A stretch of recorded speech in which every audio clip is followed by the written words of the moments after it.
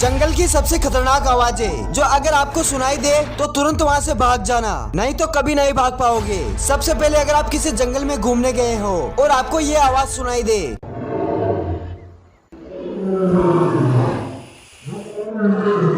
तो तुरंत जितना दूर हो सकता है वहाँ से भाग जाओ, क्योंकि ये एक शेर की आवाज थी जो कि काफी भूखा और खतरनाक है, जो शिकार की तलाश में इधर उधर भटक रहा है। और अगर उसने आपको देख लिया खत्म। नंबर 2, अगर आप किसी घने जंगल में घूम रहे हो और आपके आसपास कोई वाटर सोर्स हो और तभी आपको ये आवाज सुनाई दे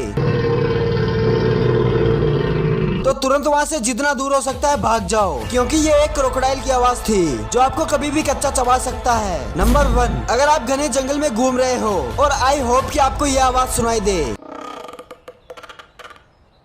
तो वहाँ से कहीं मत भागना, क्योंकि ये एक पेड़ की आवाज थी जो हवा से हिलने पर आवाज कर रहा है। वैसे आपका फेवरेट जंगल कौन सा है, कमेंट करके जरूर बताना।